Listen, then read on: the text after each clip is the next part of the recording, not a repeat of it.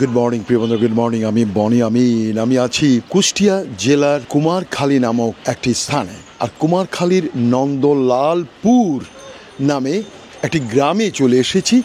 এখানে এই যে সুতা আছে না, দেখতে পাচ্ছেন নানা ধরনের সুতো এখানে শুকানো হচ্ছে।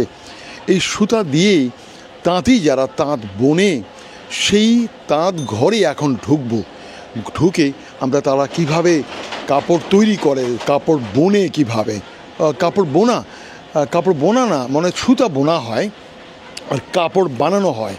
তো সেটাই এখন আপনাদেরকে ঘুরে ঘুরে দেখাবো। আবার বলছি, আমি নন্দলালপুর নামে একটি গ্রামে আছি, কুষ্টিয়া জেলার কুমারখালী যে অঞ্চল, সেই অঞ্চলেরই আমি এখন আপনাদেরকে দেখাচ্ছি। এই যে সুতো, এখানে আবার এখানে আছে কালো সুতো, আছে কালো সুতো দেখতে পাচ্ছেন, কালো কালো সুতো। এগুলোই আপনাদেরকে ভেতর থেকে এখন দেখাবো। তো চলুন, সাথে থাকুন, লেগে থাকুন। আমি বনি আমিন আছি কুষ্টিয়াতে। লেটস গো প্রিয় বন্ধুরা, আমি বনি আমিন। আমি আছি এই নন্দলালপুর কুমারখালীতে। আমি একটা তাঁত ঘরেই আছি, ছোট কুটির শিল্পে। আর তিনি একজন কারিগর সম্ভবত, অথবা এবং মালিকও হতে পারেন। আপনার কী নাম গো? আমার নাম মোহাম্মদ জুয়েল রানা। মোহাম্মদ জুয়েল রানা। মাসুদ রানা না তো?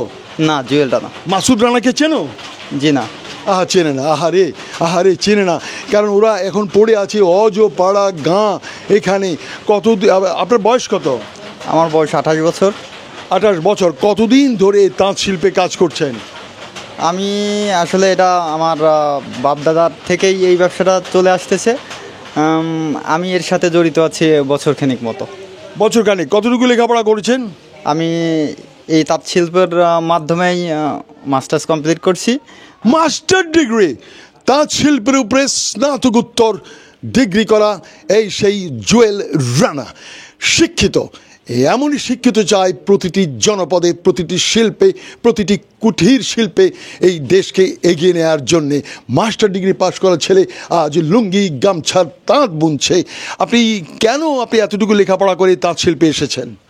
আসলে এটা পূর্বপুরুষদের ব্যবসা, এই ব্যবসা ধরে রাখার জন্য আর কি এর সাথে জড়িত আছি। আপনার মেশিন কয়টা এখানে? এখানে আমার দুটো, আমার ছোট মায়ের আছে দুটো, এরকম সবারই একটা দুটো করে, যার যেরকম। ছোট মা মানে কি, বাবা কি 2 বিয়ে করেছে নাকি? জি না, আসলে ছোট চাচা। ও চাচা চাচি, ছোট মা। আমাকেও আমার এই ভাইজি ওরা বড় আব্বা বলে। তাহলে ছোট আব্বাকে বলে? ছোট আব্বা তো নাই, ওই আমার আসল বাবাটাই হচ্ছে বাবা আব্বা, আর উনি হচ্ছে বড় আব্বা। তো বুঝতে পারছি আমার একটু ভুল হলো। সেই যাই হোক, তোমার এই দুটো মেশিনে দৈনিক কয়টা গামছা বা কয়টা লুঙ্গি তৈরি করতে পারো? হয় আপাতত 16 পিস হয়। এই 17 পিস তোমাদের কাছ থেকে কারা কেনে? ব্যবসায়ীরা এসে কিনে নিয়ে যায়। ফড়ি আবার দালাল মাঝখানে নেই? হ্যাঁ, অবশ্যই আছে। তারপরে পাইকারির কাছে যায়, পাইকারির পরে খুচরো বিক্রেতার কাছে যায়, তারপরে আসে বনি আমিনের কাছে। বনি আমিন বাজারে গিয়ে বলে, ভাই এই লুঙ্গিটার দাম কত? I am the end user. তার মানে 3-4 ঘাট পেরিয়ে একজন কাস্টমারের কাছে যায়। কথা ঠিক কিনা? জি। এই লুঙ্গি যে উৎপাদন করো, 4টা লুঙ্গি দৈনিক, এতে তোমার যেয়ে থুয়ে তোমার শারীরিক শ্রমের জন্য তুমি কত টাকা পেয়ে থাকো? আসলে এরকম নির্দিষ্ট কোনো অ্যামাউন্ট এখন ডিজার্ভ করে না। এখন যে পরিস্থিতি, এই পরিস্থিতিতে খুবই কম। এই জন্যই হচ্ছে এই তাঁত শিল্প থেকে মানুষ বেরোয় যাচ্ছে। তাঁত শিল্প থেকে বের হয়ে সবাই অস্ট্রেলিয়া চলে যেতে যাচ্ছে, তাই না? সবাই বিদেশ, মালদ্বীপ, মালয়েশিয়া, যেখানে ইচ্ছে পারে সেখানে চলে যাচ্ছে। তাঁত শিল্পে কিন্তু খুব একটা লাভ হয় না। তবু এবার বলবো, একেবারে মেয়ে লোকের বয়স আর পুরুষের বেতন ইনকাম জিজ্ঞাসা করতে হয় না। খুবই এটা লজ্জাজনক ব্যাপার। তবু আমি সাহস করে তোমাকে জিজ্ঞাসা করব, মাস শেষে 30 দিনে তোমার কত টাকা উপার্জন হয়ে থাকে? 10-15 হাজার টাকা হয় আর কি। কয়দিন কাজ করে? 30 দিনে? 30 দিনে কাজ করতে হয়। 30 দিনে কাজ করে 10 থেকে 15 হাজার টাকা অস্ট্রেলিয়ান টাকায় হচ্ছে মাত্র $200। মাত্র $200 পুরো মাসে কাজ করে। আর সে যদি অস্ট্রেলিয়াতে চলে যায় বা ভালো কোনো দেশে যায়, ওটা তার আমার মনে হয় একদিনের ইনকাম, অথবা আর একটু কম হবে। অনেকে আছে কুষ্টিয়া, মাগুরা, যশোর প্রচুর লোক তারা চলে গেছে, নানাভাবে গেছে, কীভাবে গেছে সেটা বলবো না। তারা ওখানে অস্ট্রেলিয়াতে কাজ করে, আমি কিন্তু অন্য দেশের কথা বলছি না, যেহেতু আমি অস্ট্রেলিয়া থেকে এসেছি। তাদের দৈনিক ইনকামই আছে $400 থেকে $500, $500, 535, প্রায় $3000 সপ্তাহে।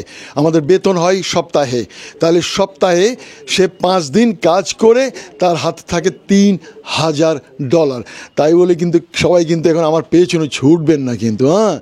এবার বলো তোর টোটাল প্রসেসটা, তুমি এবার একাধারে বলতে থাকবে তোমরা কিভাবে এই তাঁতটাকে সুতা থেকে মাকুতে যায়, মাকুর পরে কিভাবে কি করে, এটা একটু যদি গল্পের আকারে যদি বলে যাও প্লিজ, প্রসেসটা বলো। আসলে এর প্রসেস হচ্ছে প্রথমে সুতা কিনে নিয়ে আসতে হয় বাজার থেকে কিনে নিয়ে আসার পরে এটাকে মার করতে হয়। মার করার পরে এটাকে ললি আকারে ভরতে হয়। ভরার পরে এটা মেশিনে এসে তারপরে লুঙ্গি তৈরি হয়। রাইট। আর এই সুতা বিক্রেতা কারা? সুতা বিক্রেতা ব্যবসায়ী।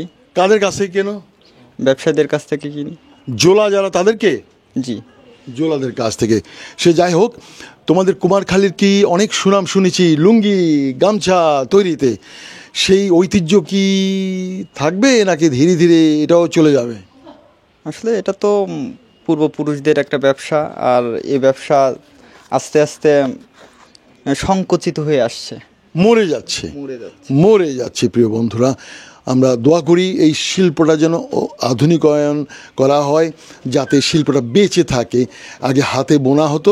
এই যে দেখতে পাচ্ছেন, এই যে মহিলাটা কীভাবে হাতে বুনছে দেখতে পাচ্ছেন, এইটা থেকে চলে এসেছে। এবার দেখুন, এই সেই মেশিন, আধুনিক মেশিন। এটাও আধুনিক না, এটাও পার হয়ে গেছে, এখন আরও আধুনিক এসেছে, but they can't afford it. তারা এই যে নতুন মেশিন কিনে নতুন আধুনিকায়ন করবে সেই অবস্থা নেই। তাই ধীরে ধীরে তাঁত শিল্প মরে যাচ্ছে। প্রিয় বন্ধুরা, আমি পাট শিল্পের কথা বলতে গেলে অনেক কথা চলে আসে। পাট শিল্প মরে একেবারে এভাবে নিচে নেমে গেছে। এখন আবার পাট শিল্পের দিকে মানুষ একটু ঝুঁকছে, পাট গাছ গজাচ্ছে। তো আমি আমার এই প্রশাসনে, আমার জন্মদেশ বাংলাদেশের প্রশাসনে যারা আছেন তারা একটু নজর দিবেন।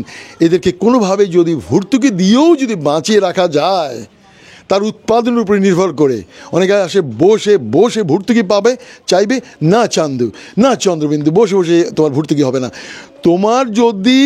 তুমি দৈনিক 4টা গামছা যদি উৎপাদন করতে পারো, শাড়ি উৎপাদন করতে পারো, তাহলে তোমাকে আমরা এতটুকু ভর্তুকি দেব। এইভাবে ভর্তুকি দিয়েও এদেরকে উৎসাহিত করা যায়, এই শিল্পকে বাঁচিয়ে রাখা যায়। জুয়েল রানা, তোমার সাথে কথা বলে অনেক ভালো লাগলো। Thank you very much. Thank you, আপনাকে অসংখ্য ধন্যবাদ। This is Bonnie Amin from Nandalalpur, Kumarkhali, Kushtia, Janmadesh. Thank you very much. Bye-bye.